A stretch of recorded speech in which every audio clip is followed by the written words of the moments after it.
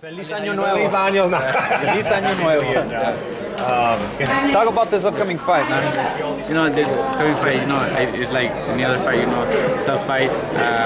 For me, every fight is, you know, tough. Every fighter that gets up in the ring has my respect. Again, I will say that I don't feel superior than any other fighter. What I'm confident on is in my training. I go out there in the ring and I train like you know, my best I can. You know, so that fight day I go out there and I bring the best out of me, and I go out there and give the fans a great fight. That's what I care more, to give the fans a great fight.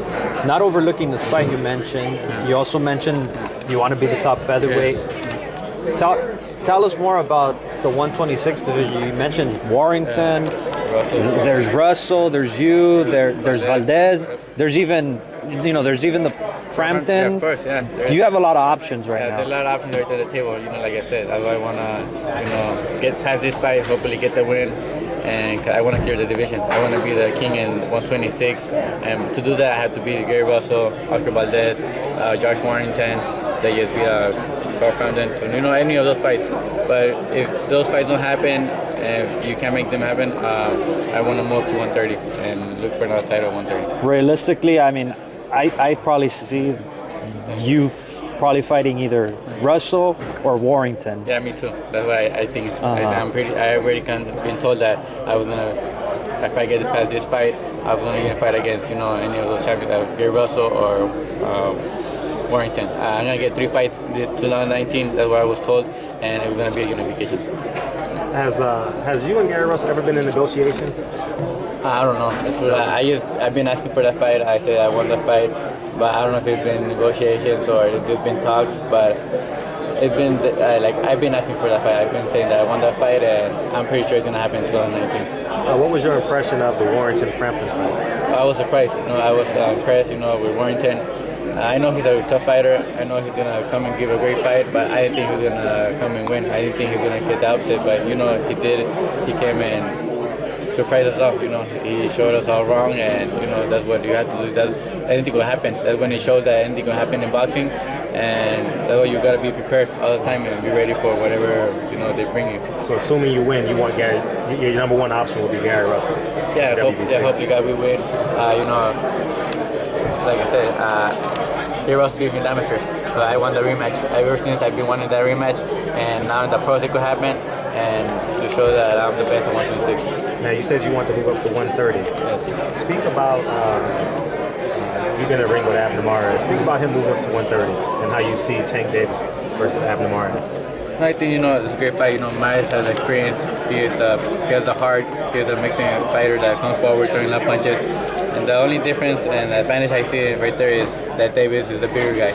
He's been fighting at 130, and I think he really makes sense. He's gonna move when he recovers, he rehydrates. He's gonna go up to maybe like 150, I think even. So that's gonna be the difference. That if he lands and catches Mares with a good shot, he could hurt him and knock him out. But you know, that's if I were to go 130, I have to watch out for that too. You know, when we're in the ring, he's gonna be the bigger guy, so I have to be careful for him not to land those big shots. So you know, the advice I give to Mares is be careful, be smart, and don't get caught with those big shots. You know, you answered earlier that Russell would be kind of your career-defining win. Yeah. But I guess, you know, his career itself has just kind of been spotted with obviously long layouts and things like that. I mean, if you were to get that victory, do you feel that you get the full credit for it, being that he has those kind of issues? You know, knowing that how some, you know, fans are, maybe not, you know, maybe not, but you know, I'm gonna do what I can, the best I can to be, and that I could be the champion, so that people can recognize that and put me as the best at 126. I consider you kind of up there, like, you know, like Herrera, Morales, like those guys, like you know, of that era.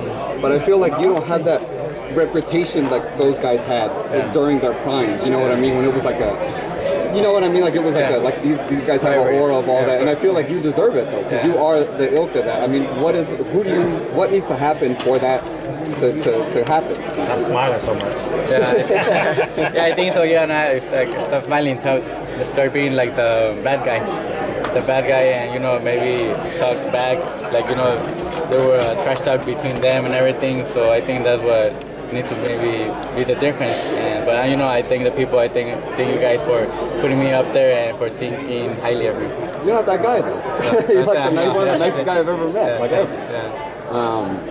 You spoke about Warrington. Obviously, he beat Carl Frampton. If it were not Russell and it were Warrington, do you feel like that's another fight that maybe it's a tough ass fight? But would you get the credit for that as well? I mean, he just kind of got that victory. I think I'll get credit because he beat Lee Selby. He took the championship from Lee Selby. He has beat Carl Frampton, another two-division world champion.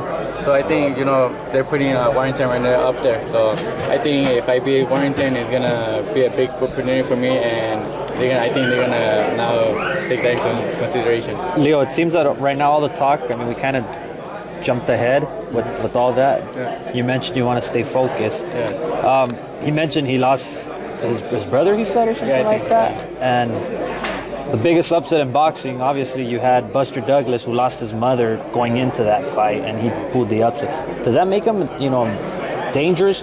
Does that make you say, I need to take this guy more serious because he has nothing to lose? I always take him serious. I take every fighter serious, and it does. It makes him more dangerous because he lost his brother. He wants to maybe have something to encourage him, to make him feel, and something to make his brother proud of, that he's in heaven and stuff like that. He just, make one stronger and everything. But I'm just gonna go out there, and give the fans, a good fight. I'm gonna prepare good, and I'm gonna try not to let that happen. What does he bring to the ring? The Mexican heart. The Mexican heart. He puts a lot of pressure. He throws a lot of punches, and I know he's gonna come to give the fans a great fight.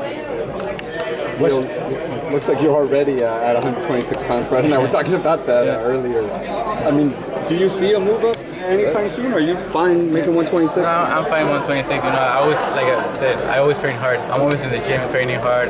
I'm always in shape, so that when we're gonna fight, we're ready. We're ready because I said I leave everything in the training. I work hard so that the fight day we could be ready and give the fans a great fight.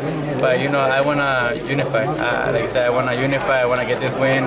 And if the fights don't happen, the unification don't happen, that's when I want to move up to 130 because there won't be no more opportunities at 126. So, but the only reason I will move is if the fights can happen at 126.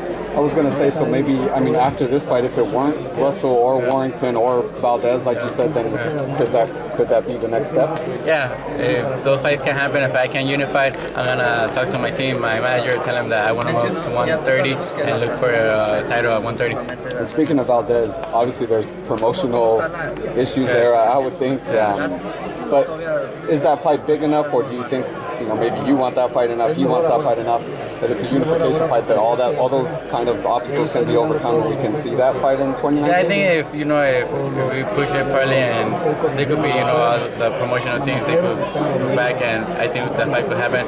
And I think now that would be a good fight. Like you were saying, Marrera Morales, because he's a Mexican fighter, and he's the champion. So I think that's a fight that could be in that caliber that it would be considered Marrera Morales.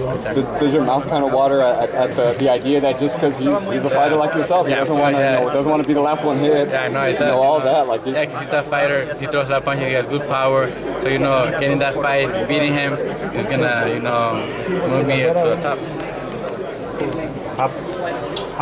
What was your impression? I don't think I interviewed. What was your take on Deontay Wilder Tyson Fury fight? I was, surprised. I thought when they asked me who I thought was gonna win, I thought Wilder. I thought Wilder was gonna knock him out, but Fury, he brought his game plan. He came out there and he boxed really good. I actually thought after the fight that maybe Fury won maybe by a round. So if they would have asked me, I said, but a draw, I'm not mad with a draw because they both gave it their all. Wilder knocked them out 2 times, but Fury showed hard. After the second knockout, I didn't think he was gonna get up. He was dead. And then when he got up, I was surprised. And I thought that when he got up, he's gonna finish him. But no, he has heart. He showed that he has the will to survive, and that's what you need in boxing: the will to survive. Who wins in the rematch? Rematch, I don't know. It's gonna be tough fight, but because Wilder already knows he could knock him out, so he's gonna be more confident. And Fury, if he boxes really good and stuff like that, it's gonna be another great fight.